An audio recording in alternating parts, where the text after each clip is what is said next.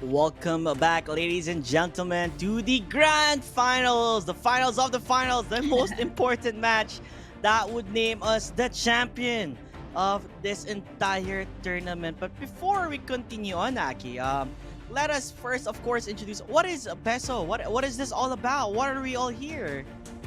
Yeah, so to all the people out there na just tuned in, and ulitin lang natin yung mga dinidiscuss natin kanina. Once again, this tournament is the National Grassroots Program na ang aim is to be the first to give and open opportunities for every new and aspiring esports enthusiast whose paths to professional will be enhanced through our programs with access to different esports tournaments, events, and recruitment activities.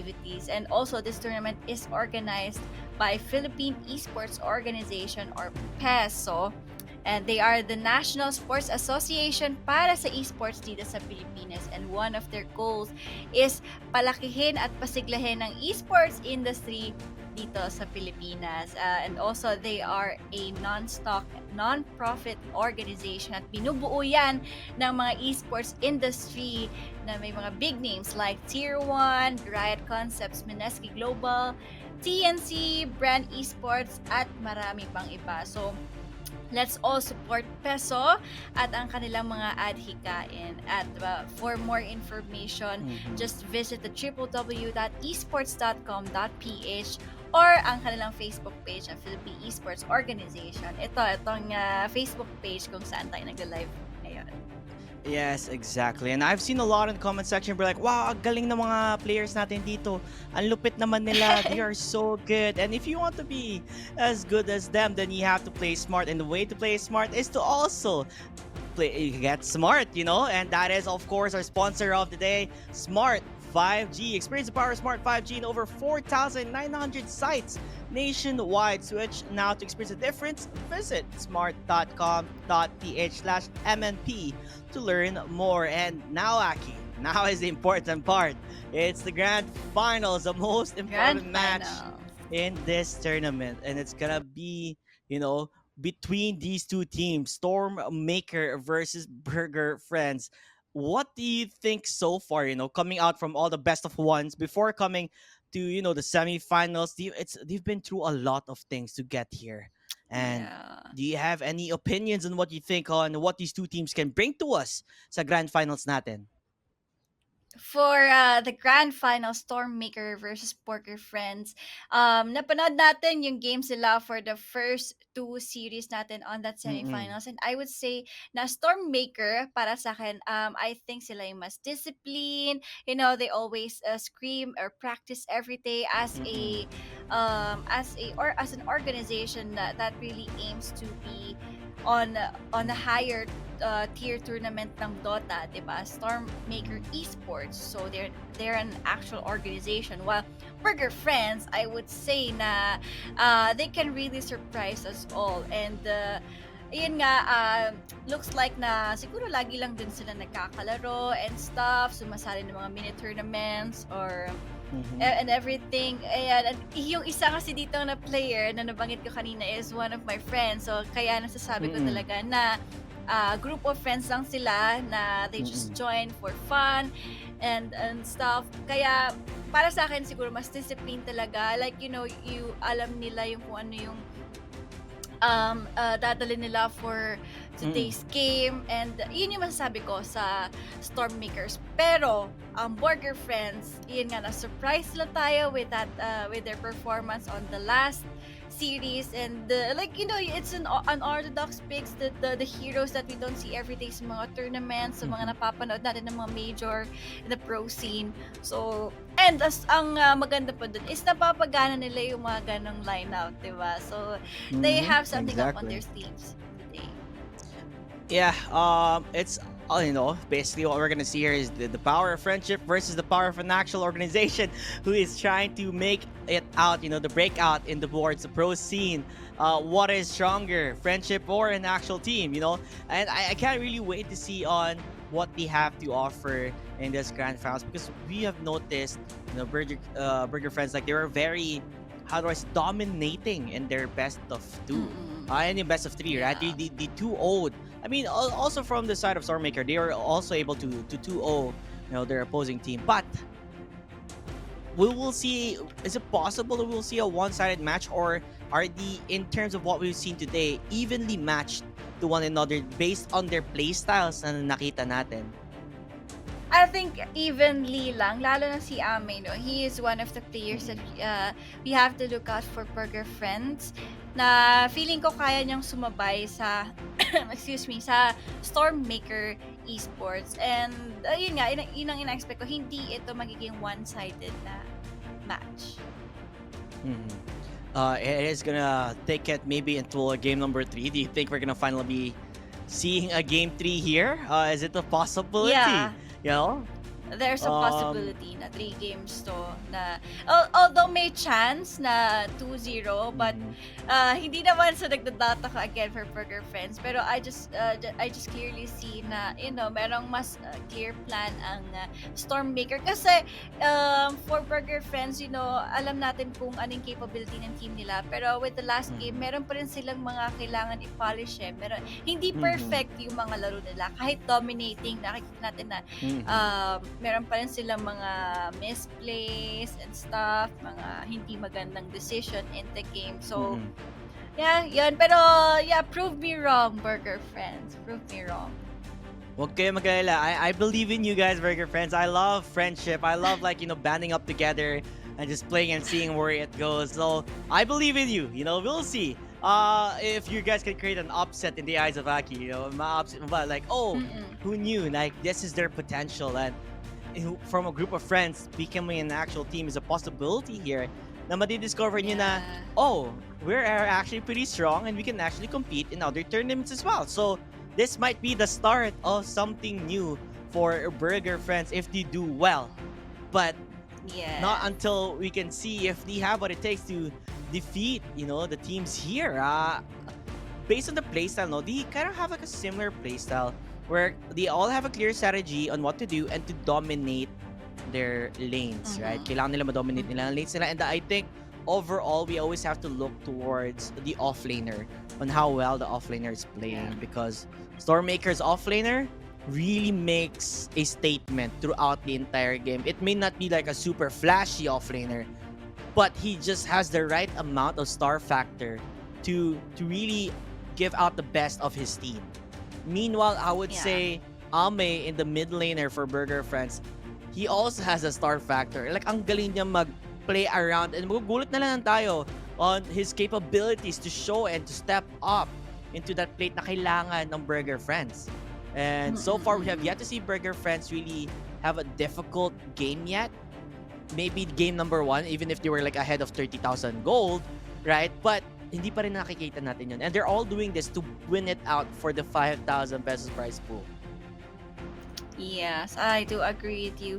Pero the thing na ina-expect ko dito is kung ganun pa rin ba yung drafting or playstyle ng Burger Friends. Kasi kanina nga, yun nga, meron silang mga ginagamit na heroes na akala mo hindi siya mapapagana by double core, like 4 protect 1. Kasi yung 4 protect 1 ngayon, mahirap na siyang i-pull off with the meta. And for Stormmaker, I think they're a team na, alam mo yun, na pwedeng sumunod sa meta, na hindi sila pipick na mga comfort picks lang. Like, alam nila kung ano yung mga heroes na pwede nilang gamitin dito based on the meta. But for Burger Friends, yun nga, merong threat na ganun kasi yung 4 protect 1, ang hirap nyo talagang pull off ngayon. Kasi, kumbaga, ang nagmamatter ngayong meta is every lane Diba? Kailangan 2 lanes ang manalo sa'yo. Kasi if 1 lane lang ang manalo, sobrang hirap nang makabawi. Like, kailangan mo pa ng magagandang clash na mag-favor sa team nyo. Yung mga ganon talaga. So, kapag mag-pull off ka or mag-draft ka ng ganong lineup is, kailangan talaga yung players nyo mismo is malalakas mag-lane. Yeah, we've seen them play the supports, strong laning supports, and to win out that lane, like you said, it plays such an important factor. Now they have a good start. You can't just have one lane winning. We've seen that happen on, I guess, game one of Stormmaker versus Triple Nine, right? Like only one lane won there, but Stormmaker, having more lanes won, having being okay, they were able to stomp them. Triple Nine had a difficult time to come back, and it just goes to show that Dota has evolved in a sense now. We can't be the traditional 4 protect one. Yes, it's still possible, but the chances of winning isn't entirely high because the moment you shut down that carry role sa lane, it's harder, like you said, to get back into the fray, to get back into the game, just because you're already digging a big deficit in terms of gold and farm. Like you need a lot of items for it to be able to do something towards the team fights or towards the game itself. Now, I do believe the Burger friends with their unorthodox picks, mabibigyan na lang tayo. Baka naman dyan, tekis, mga tropa. Anyway, like we've seen like quite a lot, pa. right? Yeah, naipasok pa. Like, I am still praying and hoping because we saw them use a Dawnbreaker, which is still, I've never seen in the pro scene yet, no? Like, never ko siya nakita, and they made it work. They made it work in a very aggressive type of play style. And they dominated that lane easily with their Grimshaw combination. So hopefully, I'm like, maybe we see something more unusual from them because it's always exciting to see it. But still hoping for their attack. If it's not attack, is at least some flashy play like hero, right? Like the Enigma, the Earthshaker. Like these flashy heroes are so fun to watch, and I can't wait if they are able to at least pick those up. Well, for Stormmaker, I feel like they're gonna go for, like you said, like more on meta based, talaga on what's famous, what's mostly picked. Like Storm Spirit, the Grimstroke, the Mars. Obviously, Medusa usually gets bans a lot. Keeper of the Light also, if you want to do so. Like the typical mainstream heroes that we keep seeing, right? But nonetheless, those are very strong heroes, and it makes sense why you want to follow the meta. Kasi nga, that is what's leading, other professional teams to their victory. Yeah, yun naman kasi yung usually ginagawa ng mga tao na we copy what the pro players are doing. So, it makes sense din talaga. And I just discovered that one of Stormmaker's players is Charles. Yes, Charles Artacho. He's a streamer, Dota streamer actually. Nakalaro ko na siya before sa Civil War sa Lupon WXC. So, I would say na talaga, marunong kasi si Charles, and ngayon ko lang nalaman na he's part of the team na pala ng isang meron na pala siyang na-acquire na org team. Na org, So, I think ito Stormmaker, meron mga possibility yan na baka mag-join sa mga TPC qualifiers, something like that, mga BTS Pro Series, mga ganon siguro ina-expect ko for mga ganong level na. Yeah. Oh, really? Charles, what role does he usually play when you last play with him, or like, that's something that you can remember about him? I think carry yata siya. I will check on this game kung anong position niya for Stormmaker. But before, I've seen him play carry role and stuff. Pero Stormmaker, okay, the draft is ready, and Stormmaker looks like they watched the last series, Burger Friends against Horizon Gaming. First ban ng Dawnbreaker. Kasi si Dawnbreaker, what's good about this hero is he gets better throughout the game, no? Like, patagal ng patagal, lumalakas si Dawnbreaker just because of the upgrades, the Aghanim's upgrades and stuff. And then, bumababa din yung cooldown niya. So, sobrang sulit if ilalagay mo si Dawnbreaker as a 4 kasi nakakapag-item siya, nakakapag-level siya kasi yung strength niya nandun sa level at sa item. So, same lang din, since matagal yung duration, yung cooldown ng ulti niya, and as the game progresses, pababa ng pababa, something like that. And then yung shard niya pa na nagkakaroon ng BKB, yun ang maganda. So I do like this ban from Stormmaker. Yeah, don't give them their pocket picks, because you can see what they can really do with it once it is in their hands. Not only that, the global presence ng isang Stormbreaker, like, immediately can jump towards a fight whenever it is happening. So it's not something that you would like to see or you want to play up against. So it makes a lot of sense, for Stormbreaker to ban the Dawnbreaker here. The Timbers saw another hero like they keep banning, no, like especially in the last in their series up against I believe 999. They keep on banning this Timbers. So in a first pick Chaos Knight. First time ever we're gonna see this. Yeah, I'm not really a fan of first picking Chaos Knight kasi Chaos Knight, Burger Friends, they need to ban out Pugna. Para hindi talaga mag-work si Chaos Knight. So, I've seen Chaos Knight na kahit wala siyang Phantasm is nag-work siya kapag meron siyang Pugna. Kasi si Pugna, again, di ba, nag-heal lang siya sa likod, Yeah. taga-sustain ni Chaos Knight para meron pa rin siyang damage and stuff. Pero kapag ganito kasi na first pick CK, ang dami mong heroes na pwedeng i-adjust no? Hindi siya necessary na buong lineup mo yung i-adjust mo for CK, pero dapat talaga bibigyan mo siya ng isang hero na meron kayong pang clear ng illusions. So pag na this is a stolen pick for Stormmaker, 'di ba? Why bakit natin ibaban kung pwede naman natin i-pick? Which is ginamit din naman nila yung Pug na last game. Yeah, and it worked tremendously well with them, right? He was able to do the life drain to heal his teammates, and another Grimstroke. I think we have a 5 times pick Grimstroke now, 4 wins, 1 loss as our currently win ratio on the Grimstroke. Talagang favorite nila ang Grimstroke dito just because ang dami talaga na provide ng isang Grimstroke. And I do love your points on Pugna and why they should ban it or pick it. No, para to remove that possibility of having that CK combination with that Pugna. Napakahirap to play up against when there is a Pugna. But what do you think about the Puck pick when there's a Pugna already in the opposing team? I think it's still okay, no? Pwede pa nilang i-counter si Puck sa mid lane hero na kukuhanin nila. Plus, meron din naman silang Phantom's Embrace. So, dodgeable siya. Pero, meron pa ring possibility na ma-silence siya ni Grimstroke, diba? Na parang kumabit sa kanya yung Phantom's Embrace. And also, kailangan siguro nila ng isa pang hero na merong silence. Void Spirit is also on the pool. Is also considerable for Burger Friends kung meron mong gumagamit sa kanilang Void Spirit. Maganda siya against Puck kasi kapag nakapag-aghanim sa, di ba, yung silence ng aghanims ni Void Spirit and yung chase, kumbaga, kayang-kaya niyang habulin si Puck. Normally back in the day, right? I think Queen of Pain used to be countered heavily by Puck, but nowadays, iniba na nila kasi yung Puck yung phase shift niya. So, the difference that they have changed here is that usually pag Queen of Pain versus Puck, mananalo dito ang Puck. Nowadays, the Queen of Pain is more favored in a sense na kung nag-Scream of Pain ka, instead ma-disjoint yung Scream of Pain mo, susundan pa rin siya. It's not disjointable.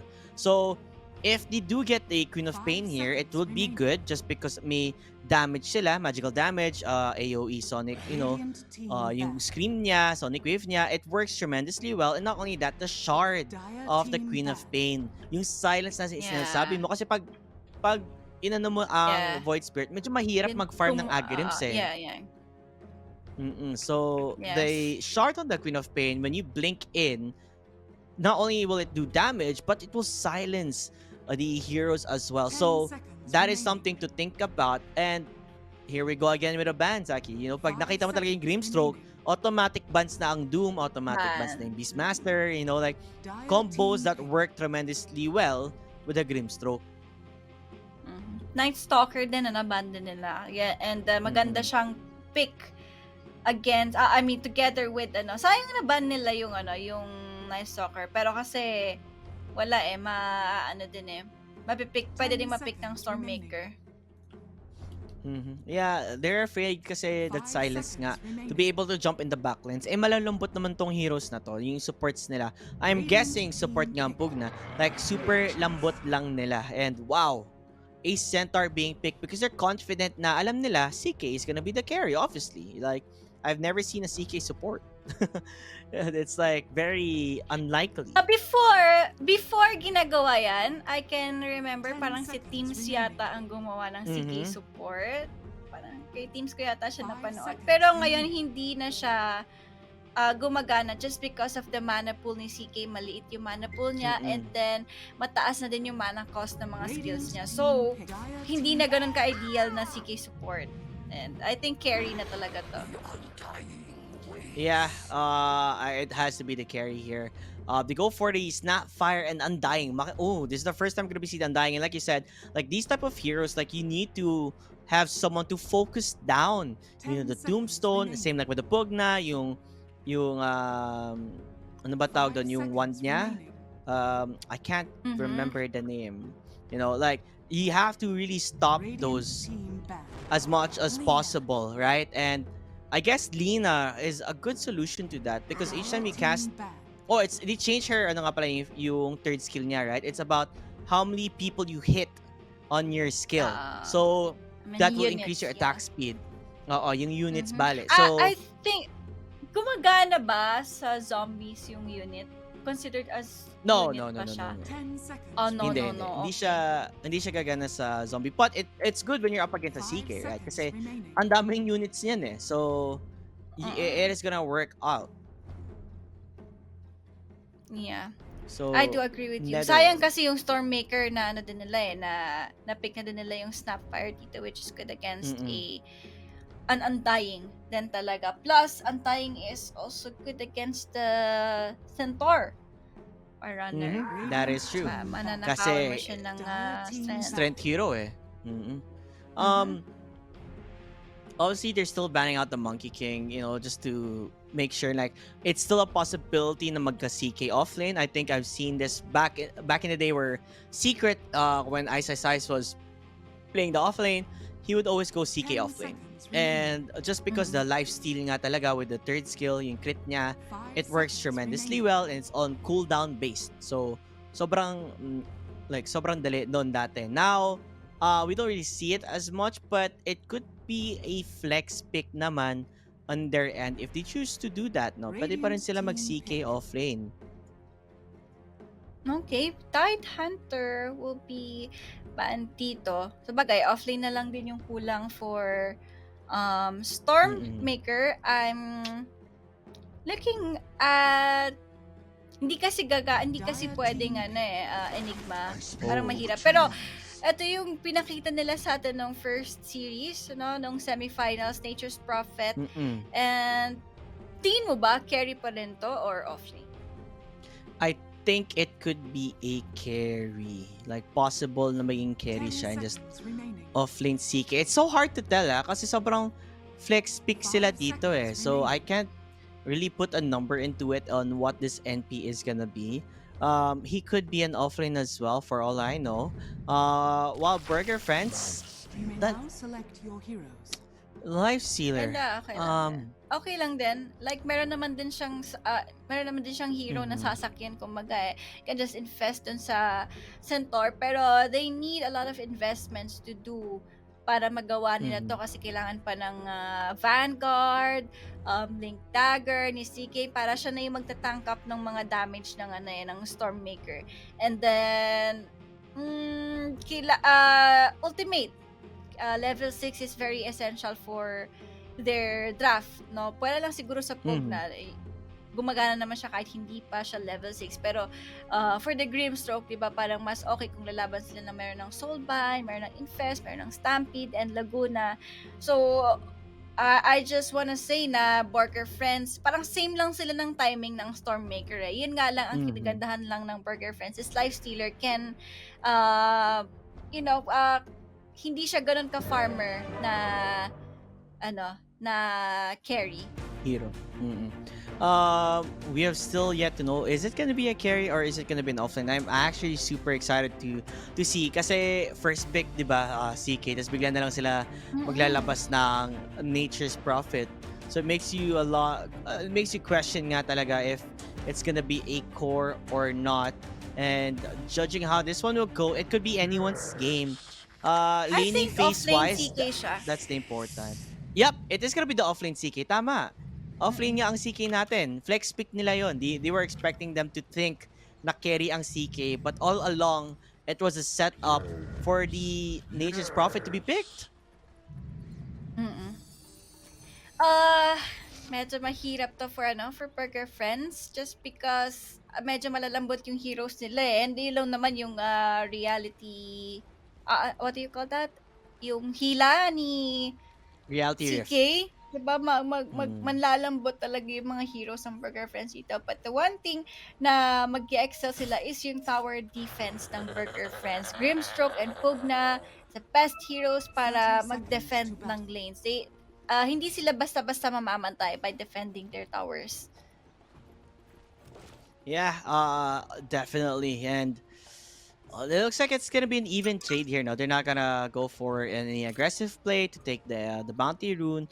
I think they're gonna go for a simple 1-to-1 trade. Mhm. 1-to-1 trade lang din. Walang nagbabalak kumuha ng first blood or anything. Like, classic lang. Classic plays lang kung ano Mm-mm. yung kailangan nilang gawin. Get those bounty runes.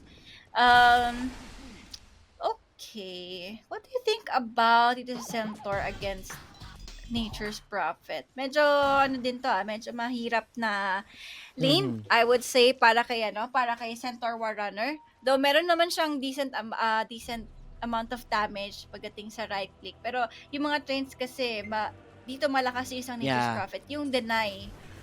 Mm-mm.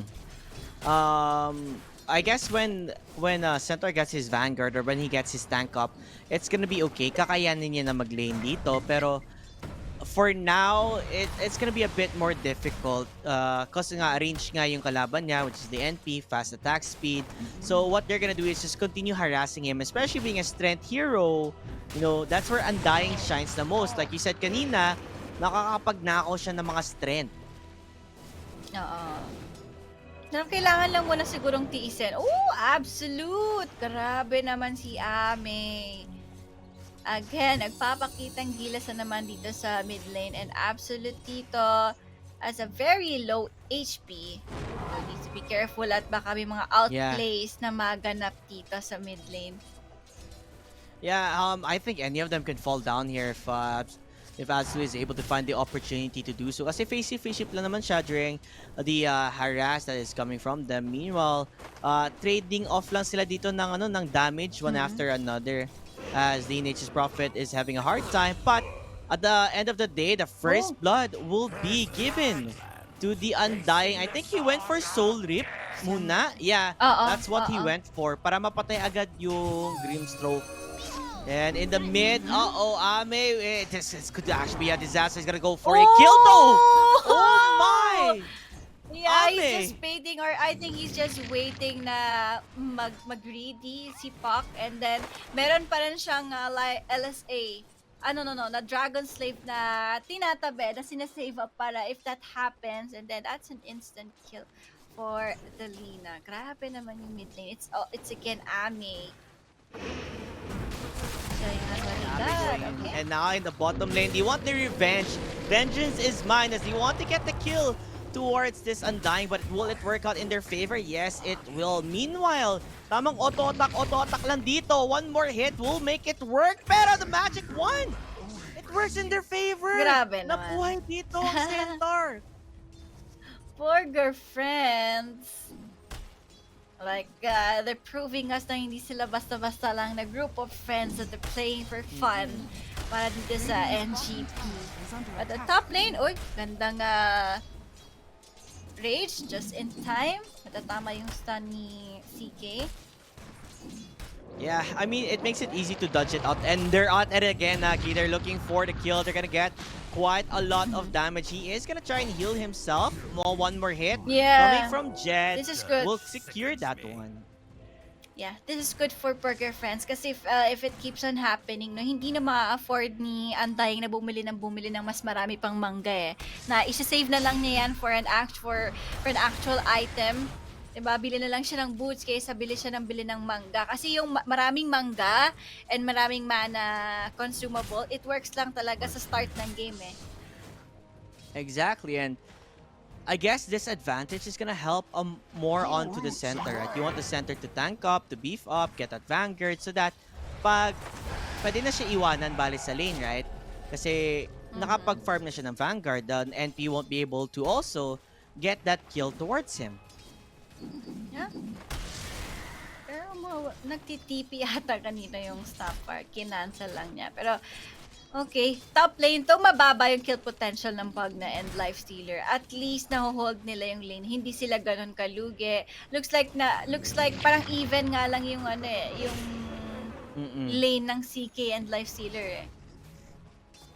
Yeah, and actually, I'm still surprised though. Like you see, the Nature's Prophet, 31 last hits and 7 denies. Yes, namamatay yung support niya. He did also die once, Oo. but they're still in control of the game. Like, what could you expect naman din kasi sa isang Nature's Prophet eh. Makaka-farm siya ng madami with the help of the trains. And, yun nga lang, the reason why konti lang yung last hit ng Centaur is kanina pa kasi nila hinahabol, diba, yung Undying. So, with that time frame, nakakapag-farm lang yung Nature's Prophet. Level 6 for the Lina. Yeah, I don't know if you're gonna be seeing a play yet for Lina. I feel like Lina wants to at least pressure in towards the mid lane, not let Puck catch up. But it's even Stevens when you see it, right? Wala naman talagang clear na sino lamang o hindi. Other than, of course, I feel like the Nature's Prophet is doing tremendously well at progressing in that farm. But bottom lane, again, the harassment continues for this Undying. And medyo mataas na din yung level ng Nature's Prophet. This is looking good kasi alam mo na magka-level lang yung offlane and carry hero ng both teams eh. So it's still in favor of Stormmaker. Yeah, I do like the fact na the Undying is playing a bit more safer now kasi kanina, right, we saw him being super aggressive, and because of that, ilang beses siya namatay, ilang beses siya, na pick off guard. Now, he decided to change his playstyle. He's just gonna just use decay from far away and just annoy them quite a bit. Yun na lang yung ginagawa niya. He understood what he needed to do here. Yeah. So, level 5 pa lang din level 5 pa lang naman yung Centaur War Runner. So, mukhang mag-easy na lang muna sila until he gets yung Stampede niya ulit, and then they can aim ulit doon sa Undying. Yeah, to focus that one out when they can. Level 6 Centaur, like you said. Ito na nga. Wait, they're actually gonna jump towards the Furion. Never mind. Mukhang hindi nila mahanap-hanap dito. Nag-juke and jive siya. But the Inks it will hit. They do have the stun. The Pugna is also gonna TP in to join in the fight. But the TP is already out. Wala silang way to stop that TP. Meanwhile, on the mid lane, that's where the action is at. Nakapatay pa sila. For Borgar friends. Oo. Yun nga namatayan pa sila ng support, and on the mid lane, I think nag-rotate na rin yung Stopfire doon just to kill yung Lina sa mid. The main issue is there siguro nakapag-juke talaga yung Nature's Prophet, and they don't really have the Phantom's Embrace yet to stop those TPs, and it just goes to show on how well Stormmaker understands the heroes, kung ano meron sila, ano skill build nila, kayang-kaya nila tumakas when given the situation like that. I do agree. Pero let's see, pwede nang mag-group up at this point yung Stormmaker. They have the Dream Coil available, plus meron silang respo anytime, anywhere from the Nature's Prophet. So, additional damage. Pwede nilang i-ganka yung Lifestealer sa taas eh. Actually, they do wanna kill first this Undying, but they realize the pressure of the Tombstone. And look at that, yun yung problema dito. Pag pinafocus nyo yung Tombstone, nakatingin na lang sa inyo ang Nature's Prophet going for their free hits. And able to get that kill towards the Centaur. May nahihirapan na ang ating tropa dito, Borgar friends, having a difficult time now when playing up against the pressure that is coming from Stormmaker. We will still see, anything is still possible pa rin naman. Medyo maaga pa rin naman, but bottom lane is the Grimstroke again na mamamatay. Instant tip from the Nature's Prophet. Pero Stampede, kinamit na nga rin nila. What is it about? What?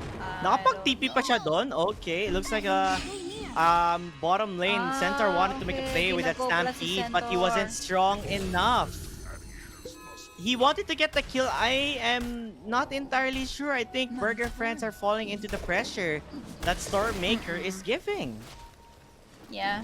Ito pa yung sinasabi natin yung additional damage, additional respo from the Nature's Prophet. Ito na ito na yung time na makikita na natin siya all over the map since nabasag na yung tier 1 tower dun sa bottom lane. Diba? Isa-isa na yan. Unti-unti na yan ng Nature's Prophet. And again, kapag kasi merong Nature's Prophet, ang hirap mag-group up nito for Burger Friends kasi merong possibility na baka yung Nature's Prophet magpunta lang sa ibang lane and magrarat. And yung 4 heroes ng Stormmaker, kaya kasi nila nang sila-sila lang kahit wala yung Nature's Prophet kaya nilang lumaban. Exactly, and the global presence, I think they're going towards the mid tower now. This is just how annoying it is when you're playing against the NP, no? Just TP in, gawa ka ng 3-ends, pressure the lane. Yun na yun, and almost down na ang mid lane tower natin. 50 HP already on that one. Uy! Siya yung napatay nila. I think sa top lane, meron silang napatay. Undying? Yeah, they were able to get the pick off towards Undying. Siguro, the placement kung nasan si Undying, it was a bit more difficult for him to run away. Meanwhile, wait a minute, Kapeng, mainit! Nag-ultimate lang! Ang Nature's Prophet nyo, nakahanap na siya ng kill. As the puck, still trying to escape. More timers kisses, burning from downtown. Trying to get the shot, trying to get the kill. Mukhang makakahanap Napatay na na dito ng neutral isa. creep. Exactly, Yeah. napatay pa nga ng neutral creep yung isa. Dahil nga sa more timers kisses, siguro tinamaan ng konti, no? Kaya, Oo. yun, napagalaw tuloy yung Nahit. Ancient. Structures are fortified. Nagising. Ang dami pa naman nilang stock dun and I think nagkaroon ng vision dun yung Stormmaker. No? So, hindi sila ganun kalakas sa pagkuha ng stacks pero they have the Snapfire naman, they have the Buck, but it might be dangerous kung i-contest nila yung stock na yan kasi mahina sila sa pagkuha ng ng stocks Yeah, Unti-untiin pa nila. they don't really have anyone who has like how do I say this? Like cleave damage, right? Siguro si Lina lang naman nakakatama na mabilis. And not only that, they have vision underneath it. So nakikita nila to. Yeah. Okay. I think wala naman din balak yung Stormmaker na kunin pa yung mga sack dito. I mean, they're aiming for the bigger objective here. That's to take down the tier 2 tower dito sa top lane. But Borgar Friends will be here to defend din naman. And I think Lina can take all his time para kunin itong stack na to. They need to get it now. Yeah, they have to. Kasi although that's a problem, I feel like if they do get it, it's under a ward. So makikita nila yon and they can go for an aggressive play or go for a kill depending on how they do it. Yun na nga. Just harassing one another na lang. Yun na lang nagagawa nila dito just to buy some time for their cores to get that farm. As you can see, no? Oh, muntikan na dito ang ating ang Centaur. I think he's trying to bait it out. He wants to get the kill. But there is the ultimate coming from CK. He's still trying to survive. Does he have any backup? He's being guided. It seems like he is alone. Wala siyang kasama dito. It was too late for their teammates to come and join that fight. But the more timers kisses is firing away, hoping to find that kill towards the Centaur. Yes, they're gonna get it. Also towards the Pugna. Disaster now for the Burger Friends. They need to run away or else they might get killed multiple more times here. The Furion just hitting as much as he can. The book is so deep into the dive here as Lightstealer as well is falling down one by one. Nag-audition na sila dito as they're crumbling into pieces. Yeah, I think one of the factors siguro dito for Burger Friends is yung role switching nila. Kasi si what you call this? Si Doc Chicken, he was the offlaner for the last series. And then si KKNN yung gumagamit ng TA, diba? Siya yung carry for the last game. And then at the last minute, they went for the role switching. I don't know if na-practice na ba nila ba to before? Pero parang it's a different play style yung nakikita natin for this game And I think that's one of the factors for Burger Friends. Yeah, maybe sticking to their roles is what you really need to do here if you want to make it through this Mhm. best of three. Stormmaker, Yeah. they're really showing na they do have the experience of competing in such a level. At nakikita natin yon, Yeah. it's proven already on how well their laning is. Top 3 in terms of the network is the cores. And now they're gonna make a play here. Burger Ooh. Friends, they understand that they need to get something out of this. Gonna use the center war runner ultimate to stampede, but will it matter though? At the end of the day, it seemed like it will. Namatay dito ang Anday in the back end of things. Nandito na with a fantastic dream call towards 4 and a silence as well. Ganda Tamang ng dream auto attack na call. dito. And Nature's Prophet with a Rampage! triple Is it kill. a They're gonna rampage get the again? stun though. Will they be able to find it? Yes, they will. But end of the day, they are all gonna crumple into pieces as Doc Chicken gonna get silenced, gonna get control. The Mortimer's Kisses is there, trying to burn him down the Rage TP. He understands na there's nothing else that he can do here. Yes, you get that one. Or actually, they get 2 heroes. But at the end of the day, they lose 4 here, actually. Mhm. Grabe. Grabe yung naging trade-off nun for Burger Friends. And eto pa, yung thing is, mababasag na yung tier 2 tower sa taas. So, everything is not going well for Burger Friends. Medyo mahirap na to para sabihin na, you know, you can just farm and let them, wait for them to make some mistakes. Ang hirap na kasi ahead na yung mga heroes ng Stormmaker dito. And hindi na nagiging effective yung Centaur Yeah, I think just the way how Stormmaker played it talaga, right? When laning up against the Centaur, it just goes to show they have experienced this type of matchup. Not only that, they're drafting. They went for the CK pick. Akala nila na, okay, carry CK. Grabe, ang angas naman nila. First pick nila ang carry na. But in the end of the day, it was just all part of the plan for them to do a carry Nature's Prophet. As we can see now, it's doing so much to the point na they are so ahead. And they Bilis give lang. the Aegis of Mortality towards him. Okay. 12k gold lead, ang taas ng gold lead nito for Stormmaker. Pero nilikuran yata nila. It's the buff na burst down dito for Stormmaker. Meron pa rin naman silang Aegis onto the Nature's Prophet. Pero Undying tries to run away. Tries to run out for his life. Pero the Cookie's there to save him up. Pero yung Are they gonna CK? fight this? They're taking control of the CK. Yeah, they do have the decrep working in their favor. It looks like they're gonna get the kill towards the Centaur. It felt like it was just too soft. Not only that, they're gonna try to find Ame. Ame, will he be able to run away? The Snapfire Cookie, it misses the target. Nabuhay siya dito. Do they have any stuns though? It doesn't matter. May more timers kisses naman sila to burn them down. At the end of the day though, Aki, I think that's a win for Burger Friends because you're able to get the off lane and you're able to get the mid laner. I believe, pero tignan natin kasi nag-smoke sila dun diba? So, na-caught off guard yung Stormmaker dito. Pero kasi kapag nakapwesto sila ng maayos, diba, nagagawa nila ng maganda yung mga roles nila sa team fight. So, we will see kapag nag-group up na ulit yung Stormmaker and ganun pa rin yung nangyari na ma-burst down nila yung pack. Yeah, I would say na meron pa rin comeback to for Burger Friends. Pero NE, ayun na. Ito na yung sinasabi natin. Ipuputol niya pa yung lang point sila ng dito. maayos. Yeah, na auto attack lang sila. This just goes to show how strong NP is a hero, no? If you're able to get the farm, grabe yung normal hits niya. He was able to burst them down with just an auto attack. And the stack, they're gonna take it away from the hands of Burger Friends. We were just talking about it. Kailangan nila kunin yun. Pero at the same time, how do you take it? Oo. Like, how do you take it kapag ganitong aggressive ang Stormmaker? Yeah.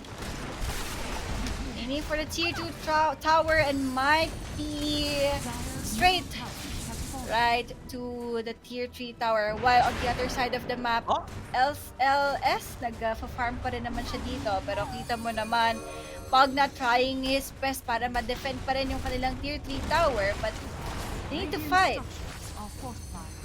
Yeah, how do you fight though? That's the main question. They do have the Infest Bomb working in their favor. They will get the kill towards the Snapfire. Now looking for the Aegis Prophet. Nice There death. you have it.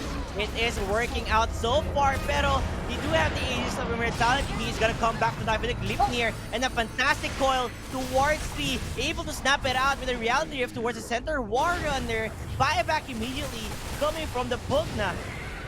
Are they still gonna continue into this or are they gonna go back? I think mag-back na sila. That's the most disciplined thing to do para sa Stormmaker. Kulang din sila ng isa dito. But ang maganda is nakuha pa nila nga yung stack. Kasi I don't get the point kung bakit nag-stack pa sila dito kung hindi nila kukunin agad. Ay, kanina pa to eh, di ba? Hindi nila nakuha agad kasi kulang din sila sa sa pang-take. I mean, kailangan mo pa ng Pugna para ma-poke yung damage. Kailangan mo pa ng Grimstroke. I don't really know kung bakit hindi pa nila kinuha yung stacks kanina.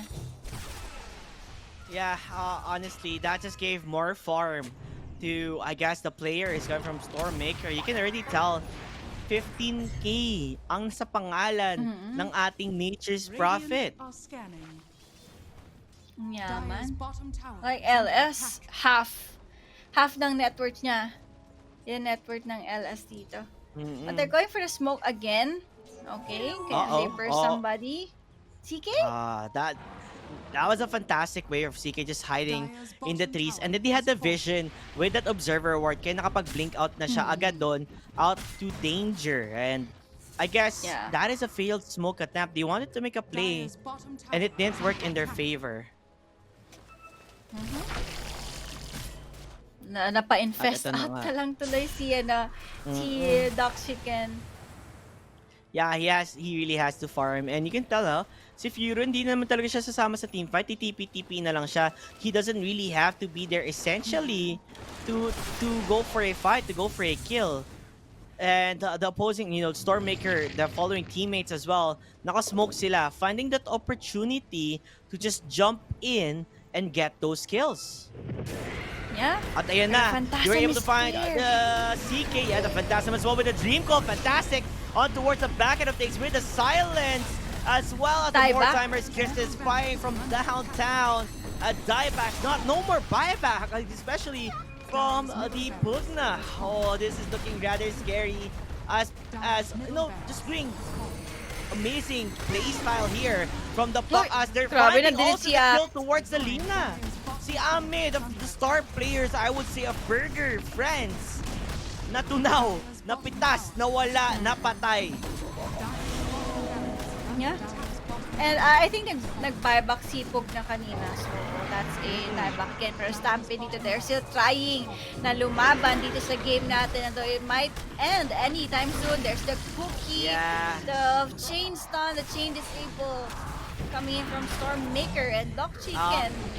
Grabe, dinadive na nila. Dinadive na nila. Gosh. And why are you imagine? tipping Ame? They're just diving and they're getting kills, and there you have it. Hindi na kailangan ng Burger friends. What on earth is this game? They're farming heroes in the fountain, not even creeps. Heroes here. Stormmaker will take that game number 1. This is the fastest game so far, Aki, in this tournament. 22:30. 22 and 30 seconds here. Ang laki ng factor ng Nature's Prophet kung bakit naging mabilis ng game na to, 'di ba? Nanalo siya.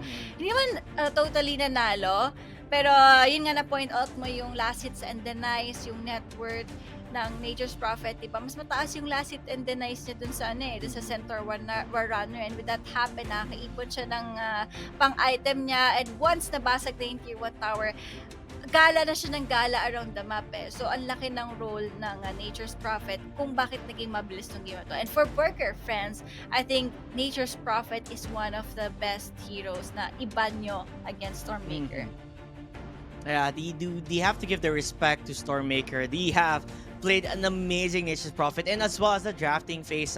Sobrang talino nila that they baited out the Chaos Knight. Nakala ng Burger friends, Chaos Knight carry, sige, mag-center tayo. Then after that, it's a surprise pick. Last pick NP. It is not what they thought all along. They were banning offlaners thinking na kulang sila ng offlane dito. But in the end of the day, it was the NP carry that prevails. 22-30, 12 kills, 2 deaths, 7 assists, 19k net worth. Overall, a fantastic play style from Stormmaker, showing class and their intelligence in making these type of decision makings in terms of drafting and play style.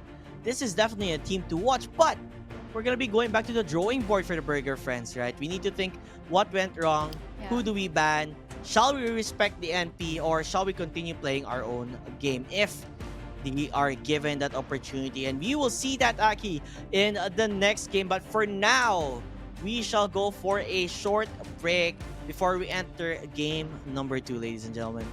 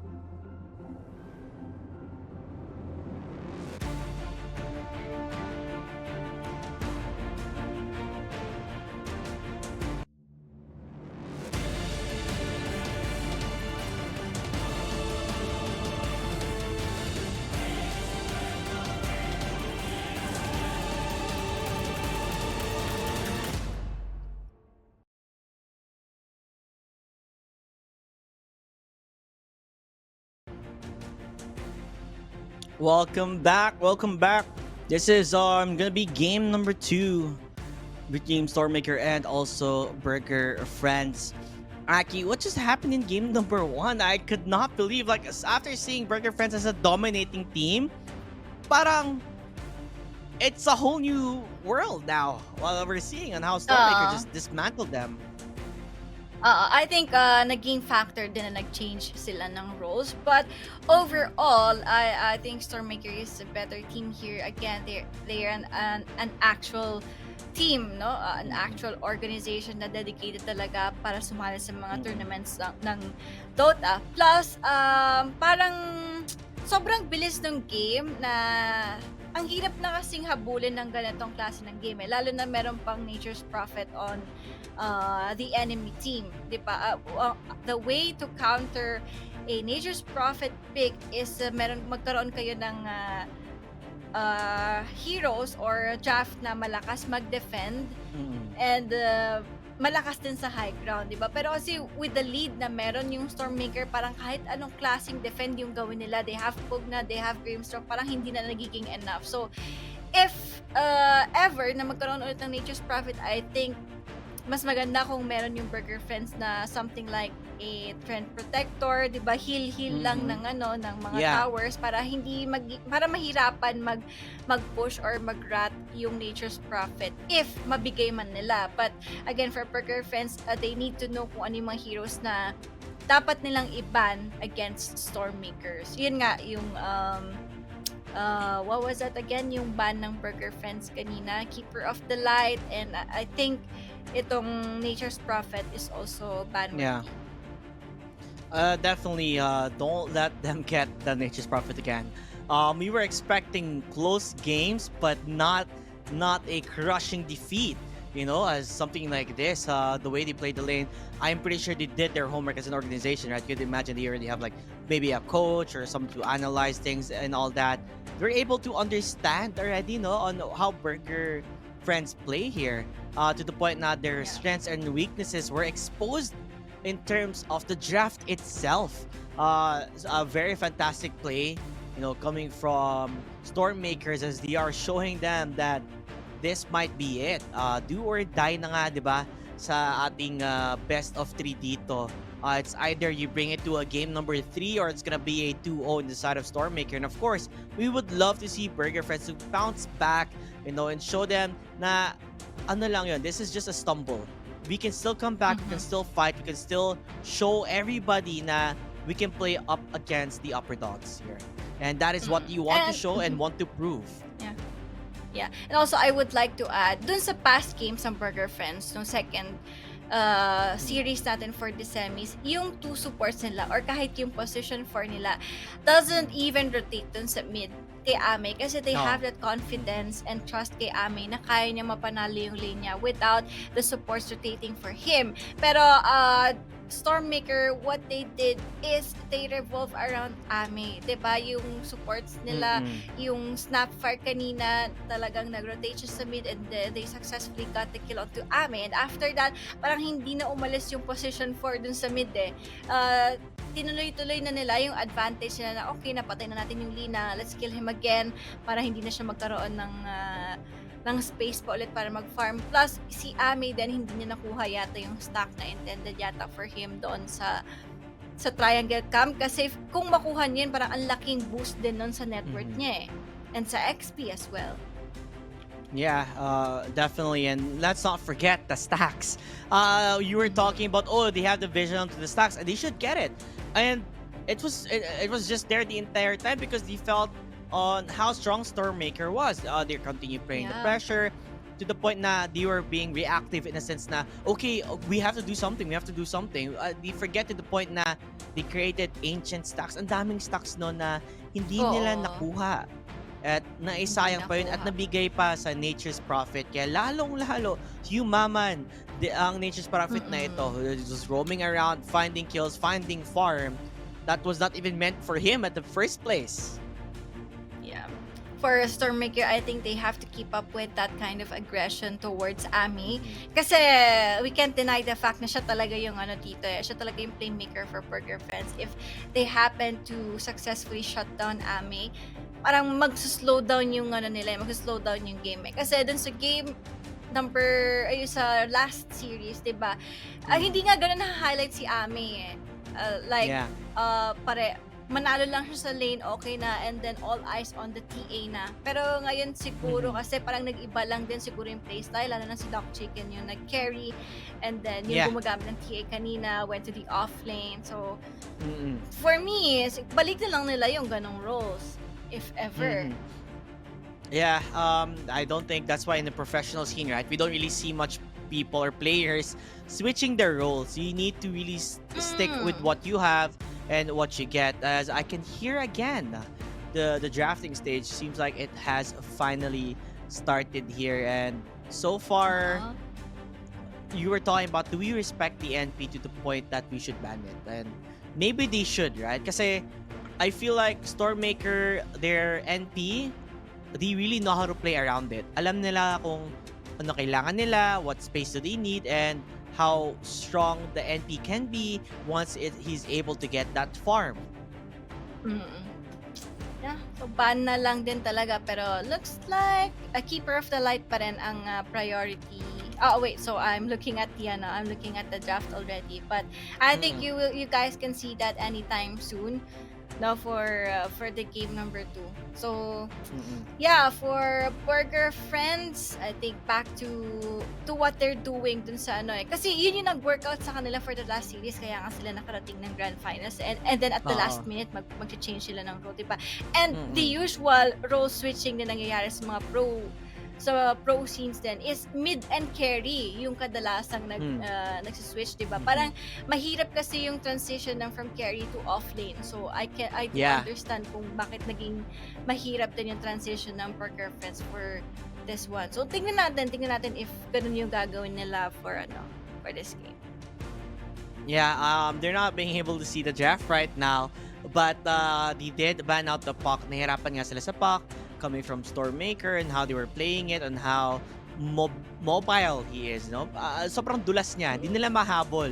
And that was their number one issue in trying to find a way to counter that puck. This time ulit, surprise, surprise, we see a Grimstroke now on the side of Stormmaker, Pugna and Tiny. Oh, okay. Tiny can be a carry. Sila ba yung nag-Tiny nung game number 2 kanina? Yeah, Against 999? sila ang Oo. Yeah, Parang sila yung nag-Tiny. nakita na natin kasi to eh. Oo, nakita na natin tong pick na to 5 for seconds Stormmaker. remaining. So, we know what they can do with this hero. And meron pang Pugna eh. Meron pang Pugna. So, nakuha nila to. Pero, they will counter it using that Dragonite pick for Borgar friends. Double Dragon Tail? Okay lang. I guess so. You get the double trouble there. 10 seconds remaining. Honestly, I guess it's Grimstroke. I'm not gonna be surprised. Currently, 5 6 seconds times remaining. being picked in this tournament. Wala Favorite talaga nila. nagbibitaw ng Grimstroke, no? Wala talaga. Looks like I know who to spam in my ranked games now. Si Grimstroke talaga yung number 1, just because Grimstroke really opens up a lot of things, right? And especially in terms of the draft, na you are forced to ban certain heroes when you see a Grimstroke 10 pick. seconds But remaining. another thing is that I would love to see any of these teams is 5 a seconds Pangolier. remaining. I just feel Radiant like team banned. they're not really thinking on how well a Pango can really disrupt a team fight and how strong a Pango can also be in the laning phase. I hope that we could see more hero pools being shown here, you know? Paulit-ulit lang din yung mga pick din. And the good thing about Grimstroke, kahit support lang to, di ba yun nga, nasabi mo na many heroes are forced to be banned ng kabilang team if you have a support. Partida na lang na support lang siya. What more pa kaya kung like magbaban sila for the carry. Parang nauubos yung slot nila for the ban just for this Grimstroke alone. Pero Borgar friends, sila na din yung nag-ban ng Beastmaster. And ayun na, ibaba na nila yung yung Nature's Prophet. Mukhang respect ba na din for Borgar friends.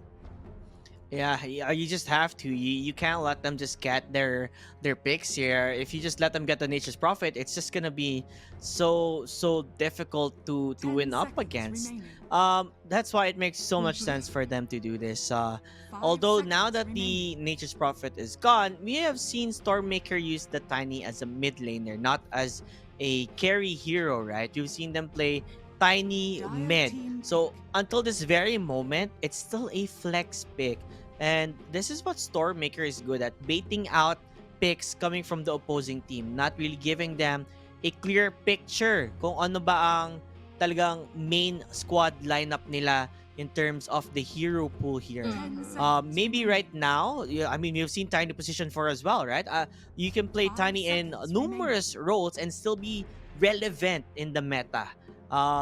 So far, though, they're still deciding on what hero to play or what hero to pick. Do you think they're gonna pick a support or do you think they're gonna pick an offlaner? What are the I think support possibilities na lang here? Radiant muna. team pick. Ayan na. Shadow Mm. Shaman dito. Complements well with the Pugna, you know, the pushing capability that these two supports can do. And yung disable pa na kayang Mhm. ibigay ng isang Shadow Shaman. Kumbaga, kompleto na siya eh, no? Same mechanic na isang 10 Lion. To ang seconds difference remaining. lang is Lion, meron siyang burst. Pero si Mhm. Shaman 5 naman, meron seconds siyang remaining. skill na pwedeng pang tower. So, all Yeah. around itong Radiant position team 5 pick. na to. But Mirana, okay? Classic Exactly. combination, DK Mirana. Yeah, you were talking about this, I believe, in a couple of games ago na usually Mhm. when you want to pick a Mirana, you want to have someone like a DK para mahaba yung stun, easy to set up, and making it a sure hit Yeah, sa sure kill, araw. 10 Kaya yes. seconds remaining. Oo. medyo, it makes a lot of sense here. It does work out 5 towards their seconds favor. Plus, remaining. the Moonlight Shadow, no? It's another skill. Like, you don't really need the smoke sometimes. MLS ka Dire lang, team Moonlight Shadow, and pick. you're good to go and good to fight. And this is the first time I've seen an OD in a long time. OD. What do you think about the Mm-mm. OD pick?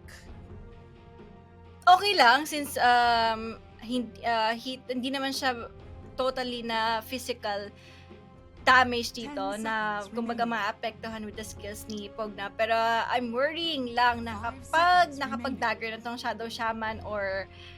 Tiny, 'di ba? Pwede lang din siyang malambot lang kasi at some point si OD. Ang thing lang is Mhm. masyado siyang madulas, 'di ba? Yun sa Astral Imprisonment, lalo na kapag Yeah, may dagger na siya, exactly. force stop and stop. Ang hirap na din niyang hulihin, and by the time na makakalapit ka sa kanya, ubos na yung mo, I mean nakapag-stack na siya with that first skill. So, Yeah. yun lang ang threat for the OD. Merong Shadow Shaman. Yeah, it's insane. Radiant OD, team back. I think diba they changed the playstyle of OD. It's like the second skill na mas tinaasan nila yung cast range, right? On how they're able to cast that skill and going for the Leshrac, I think that shows them na eto yung pushing lineup kasi may 10 Pugna ka, seconds may remaining. Shaman ka, Team back. may Leshrac ka. I think they want to end this early. Radiant team back. Bibilisan lang nila. And again, may timing ulit yung mga ganitong klase ng lineup, like yung mga pushing strat.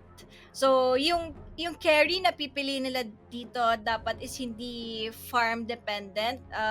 Kumbaga yung makakalaban na every time na meron siyang ultimate. Something like Juggernaut, mga ganon. Na yung kumbaga 5 pwedeng seconds laban, remaining. balik farm. Oo. Ganon yung kailangan na kuning carry ng Stormmaker. Yeah, I was thinking about an anti-mage, seemed like will be a good idea kasi nga, they have 3 int heroes, you know, pag naubusan sila ng mana, immediately mana void, they all burst down. Surprisingly, they think a Medusa is possible, but like you said nga, no, like, you can't be a farming carry too much, you have to be a fighting core. Radiant But it's still team in the pool. Oh, never mind, they just ban it. Like, nope, no Medusa today. Yeah. I do understand na kung bakit Medusa yung pick nila dito. Kasi nga, kailangan nila maging mabilis lang yung game eh. So, if magpipick yung Radiant team dito ng carry na insurance hero kumbaga, yung kayang pang late game, yun yung magiging threat sa Stormmaker if ever hindi nila mahit yung timing nila. Razor, yeah, see? Wow. Carry na sasama lang din talaga. Or, this might be a carry Tiny. Or I think it could be a carry Tiny, mid Leshrac, and off lane Razor, or they can turn it around, right? It's very versatile on how do you want to do mm, this. I do like this sobrang very quick aggressive nila. ng lineup nila. Di knew talaga Mm-mm. na they're gonna look for a hard hitter, very strong in the lane, and then insta pick a Razor. Ayan, where's your damage? It's gonna be gone. If ever you're gonna get saved by the OD, no, Astral Imprisonment kanya, you're still able to continue that static link. Hindi siya Yeah, static nawawala. link. The Yes. connection is still there. So we do know that Stormmaker has a time frame here. They cannot go late Mm-mm. game. They have to win this 10 early to mid seconds game. remaining. Meanwhile, Oo. for Burger Friends, somehow they have to prolong the game for their cores to get their items that they need. Medyo mahirap, Yeah. OD naman sila but OD and Juggernaut. yeah, but it's possible.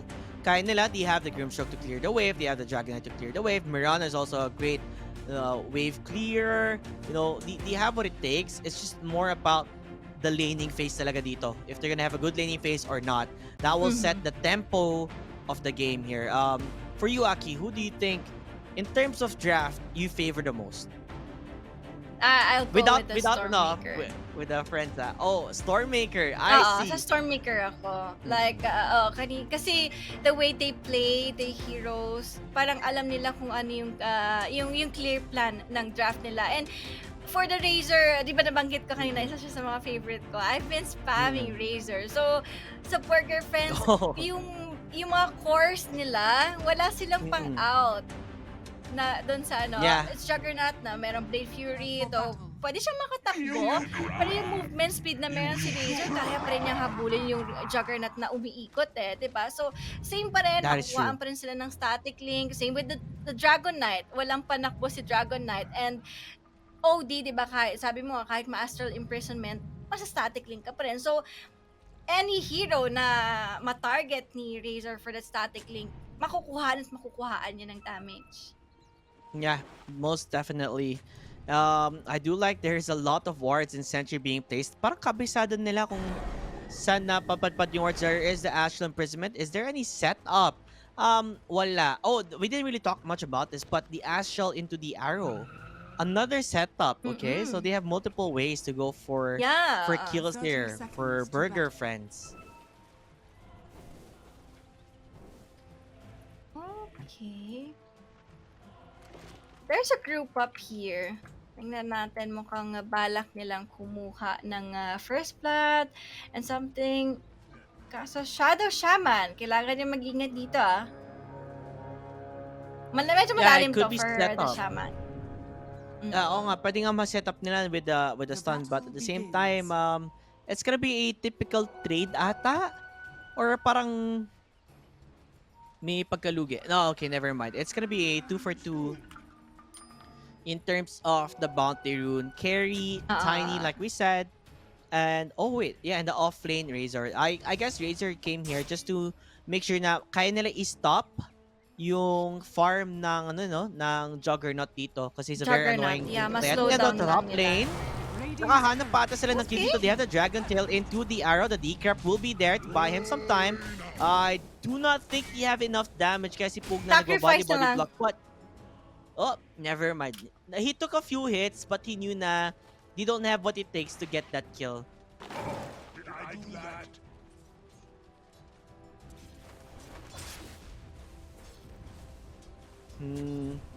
Nawala ako Laning sa... phase? Oh, nawala ka sa game? My back. Yan. We are back. Okay, you're good. Guys, and I like itong, going back, no, I like itong combination ng offlane for the Stormmaker, Razor, and Shadow Shaman. So, with the disables na meron yung Shadow Shaman, mataas yung kill potential nila dito. Lalo na pag nag-level 3 sila sa bottom lane. Kayang-kaya nilang patayin yung Juggernaut. But, okay, let's rock! Yeah, medyo natatakot ako dito for Ame. He's not gonna have a good time yet again, no? As Absolute just making it impossible for him to try and lane on towards this mid side. He doesn't really have much consumables here and there. And I think on the top lane, may away ata na nangyari dito. Yes, they are chasing on towards the Tiny. Grabe ang baba na ng HP niya, pero hindi siya maipapatay dito. Because they Wala have, cooldown. I guess, Yeah, the Hold on cooldown's yung up and running. Yeah. Yung beat fire. Alright. Yeah, it's a bit difficult. Oh, actually, di nila tatantanan yung top lane dito, ha. They're gonna continue on, but the leap is there for AER. Not gonna be able to find that one. Are they gonna chase into this? Pugna wants Naku, to make a pwede play, pang pero mapatay habang ito si... tinatamaan siya ng big sword. Getting hit by the sword. Oh, but the Puno! Oh, munti ka na. He will leave. He will survive. Puro sila low HP na dito sa top lane and wala pa rin nakakakuha ng kills, guys. There's still no first blood and Charles? This is Charles actually. Siya si Absol, siya yung mid laner ng Stormmaker. Yeah. Grabe, alam niya na sobrang lamang niya sa lane. He still managed to give out that high fives. Yeah, he's pushing back the OD, and you can tell by the last hits na currently 16 and 3 denies. Meanwhile, the OD is still at 8, and wala siyang way to get his HP up and running, and he's definitely having a difficult time. It's not the type of lane that he wanted. Dire's middle tower is under attack. Medyo mahirap, pero top Oh, lane again, the bakbakan dito Dragon sa top. Tail and the Easy Arrow combination. connection. Are they gonna go for the decrep? Uh-oh, the decrep, will it be a good thing or a bad thing? Yes, it will be a good thing. Nakatakas dito ang ating Tiny. Tamang decrep lang ang pugna natin so that the Tiny will not fall down and die. That's the plan, and first blood goes to the side of Borgar friends. Yan, mapapatay nila dito yung Shadow Shaman. So, I think pag nag-respawn yung Shadow Shaman, pwede nilang mapatay dito. Pero naku po, iniikutan lang yung Razor dito, the Battle Fury, and the damage is more than enough to kill. Oh my gosh! To kill that Razor, pero yung clutch move doon nung Shaman, both cores are down on the bottom lane. Sobrang sulit yan for the Juggernaut because he died on towards only the Shadow Shaman because the Razor died first, right? So makakuha pa siya ng EXP nakuha niya yung XP. and also the gold from that one. But although what's not impressive here, Aki, is the last hits coming from the Juggernaut. Currently 6 last hits at 4 minutes Hirap of the yan. game. Hirap. Mas madaming hits pa yung Shadow Shaman.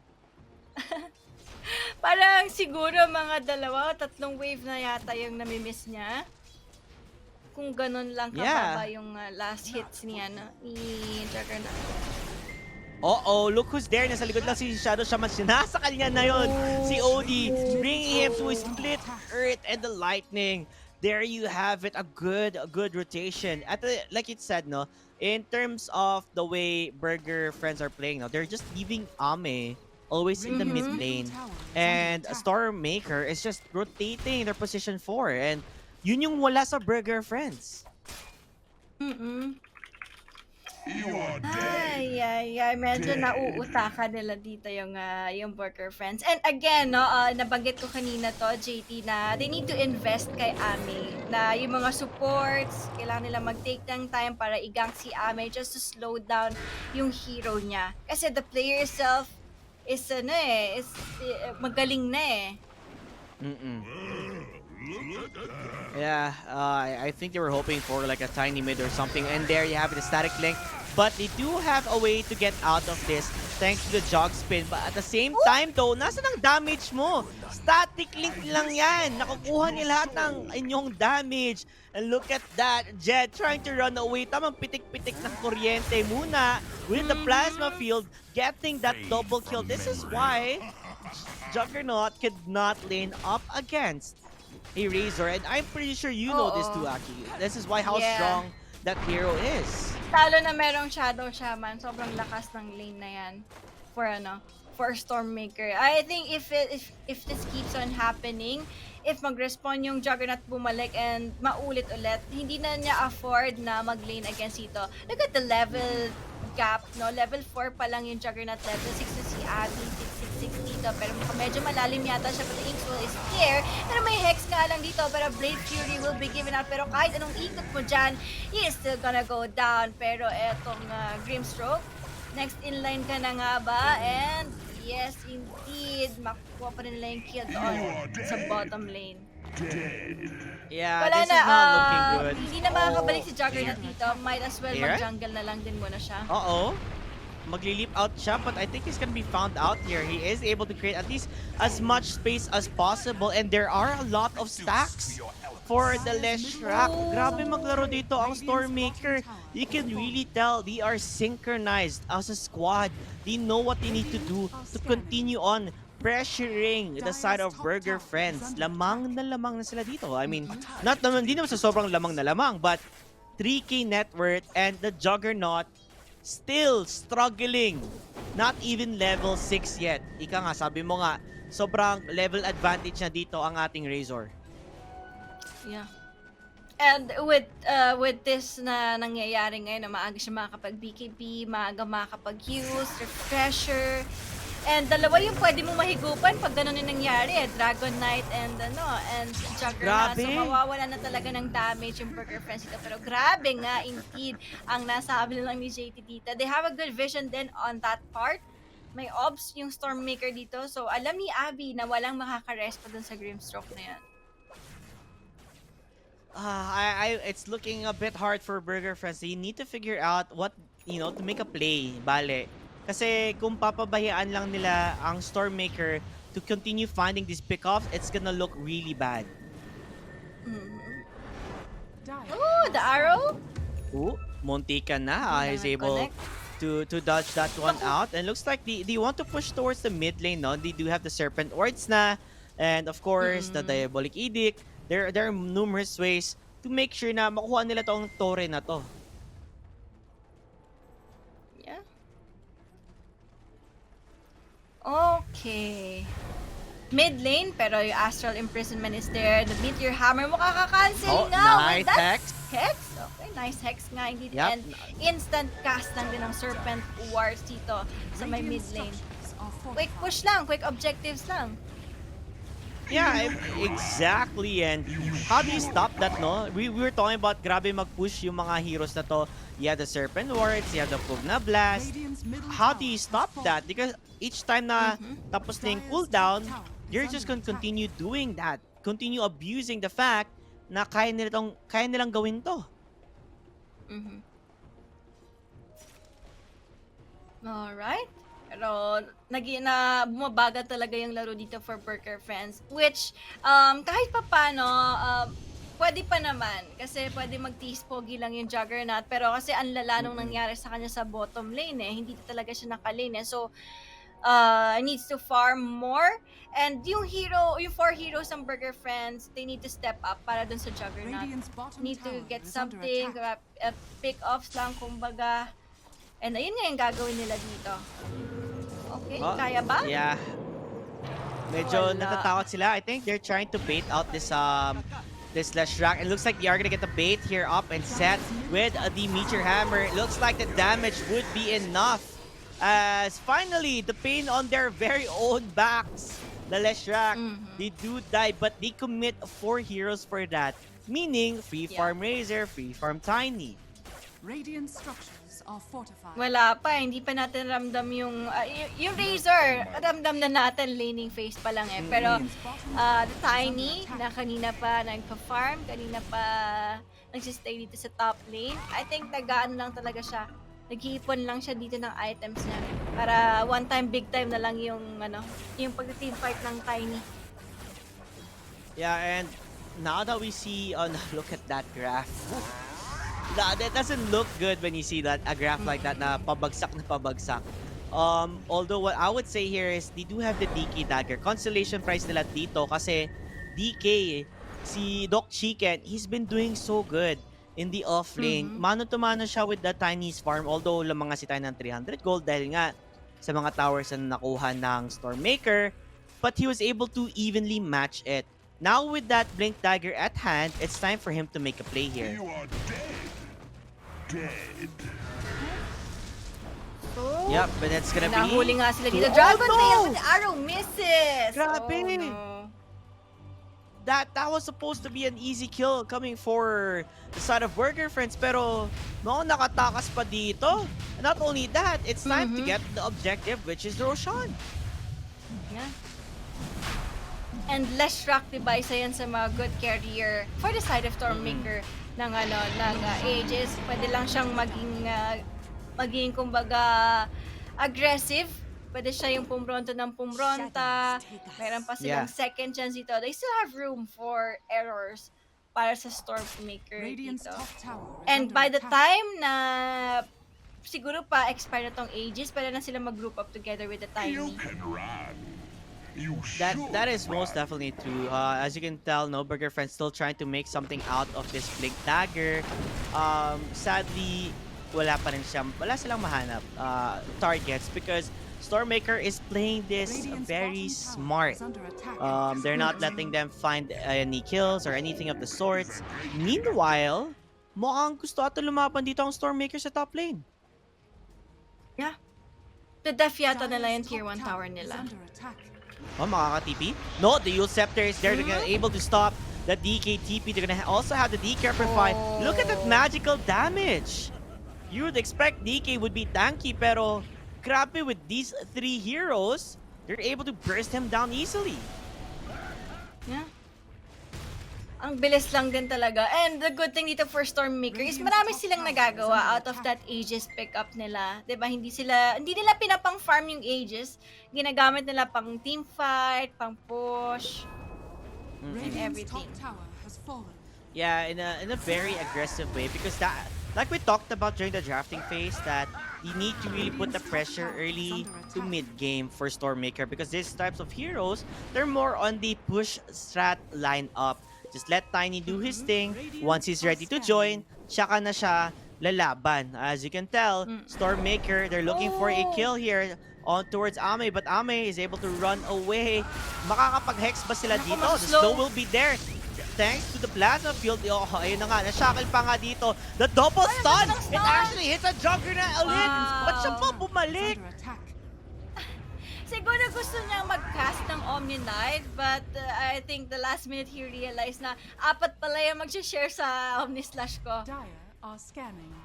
Yeah. So baka masayang lang din. So I think nag-hesitate na ng konti si Juggernaut. And with that, 2 kills on the course ng Borgar Friends. Naku, mamamatay. Ano yun? Namatay yung shaman.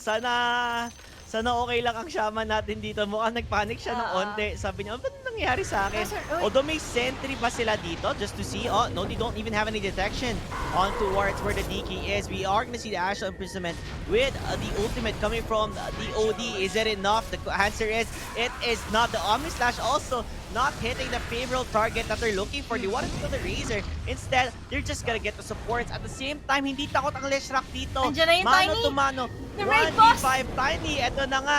The raid boss is here. He does have the items. Will he go for a toss? I-alley-oop ang tropa. There you have it. The alley-oop. With the Yule Scepter. Still surviving for quite a bit. Makakapatay siya even if he has not yet resurrected because of the Diabolic Edict.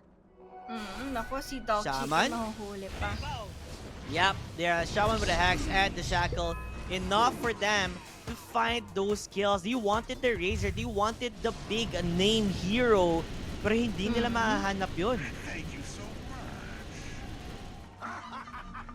Yeah, and tamang heal up lang ulit.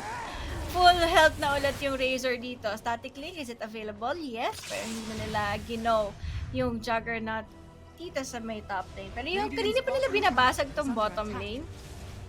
Yeah.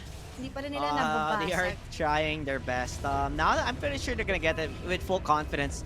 Because they do have the Diabolic Edict. They also have the burst coming from Pugna.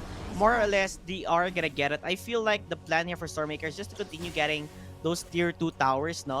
They want to make sure na all the outer towers are gone na in the side of Burger Friends just to open up the map some more for Stormmaker to play around with. And once those towers are gone, mahihirapan na mag-farm at lumabas ang Burger Friends sa kanilang base.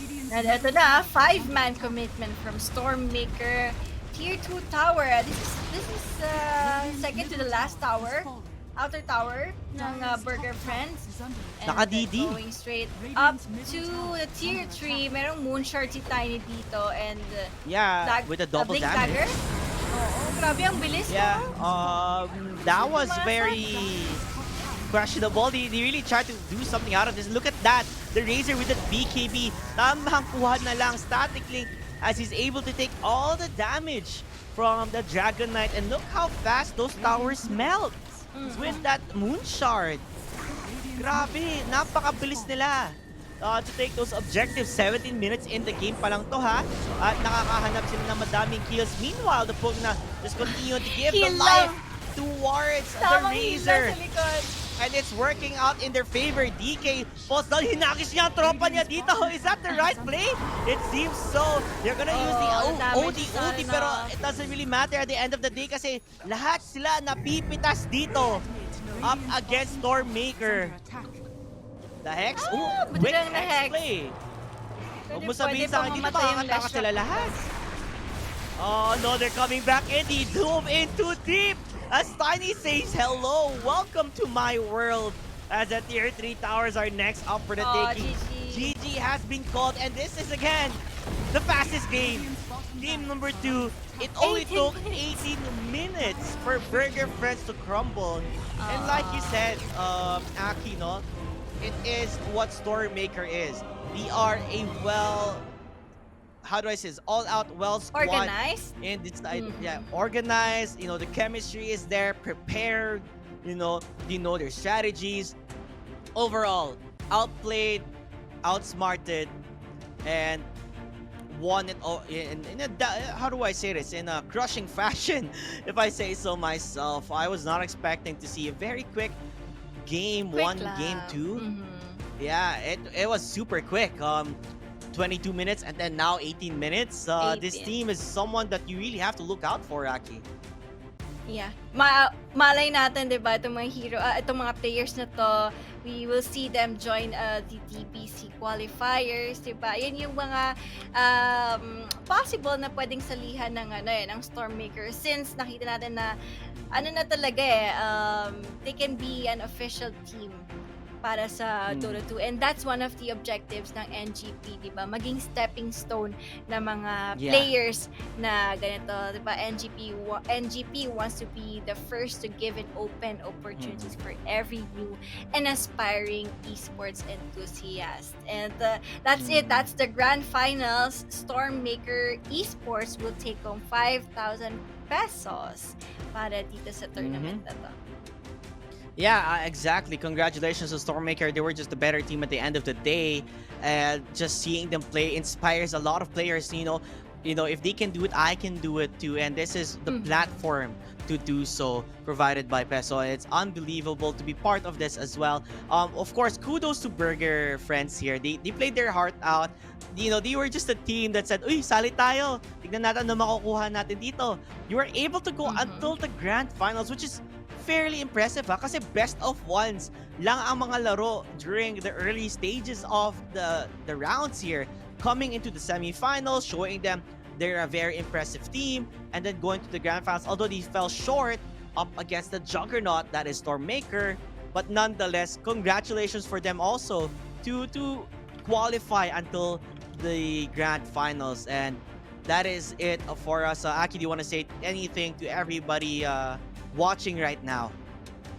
Yeah, syempre first of all, thank you so much for tuning in dito sa stream natin for today, no. Abangan nyo kasi marami pang na NGP na magaganap for the next month and the next coming days, na marami pa, and I think hindi lang Dota 2 yung kinikater nila dito. Marami pang other games, and of course special thanks to Philippine Esports Organization for organizing a tournament like this, no, na nagbibigay talaga ng spotlight or stepping stone sa mga new players ng Dota especially. And of course sa ating sponsor na Smart 5G, thank you so much. Yes, of course, I would also like to say my thanks here. Thank you for the prod as well. Louis, hi. Thank you so much for being with us throughout the entire day. To the entire team for Peso, thank you so much for bringing us here, for giving us the opportunity to witness, rising players, rising stars, rising teams, as this platform really shows, ang daming talented Filipino players out there who have yet to be given that chance to show what they have got. So without this platform here, you won't be able to, to show what they have, yung galing nila. Yeah. Thank you so much for Smart 5G, for giving that opportunity for more players to compete in a competitive scale, for sponsoring events like this. And of course, be sure to follow Philippine Esports Organization to see more Yeah. tournaments and different esports titles, diba? And who knows, maybe the next time there's gonna be a cast, they'll be casting your team, you playing, and witnessing you achieve your dreams. And that is it for us, folks. My name is Cassie JT, and with me is Aki. We had a wonderful time casting these matches here. And of course, we'll see you guys next time. Have an amazing night, everyone.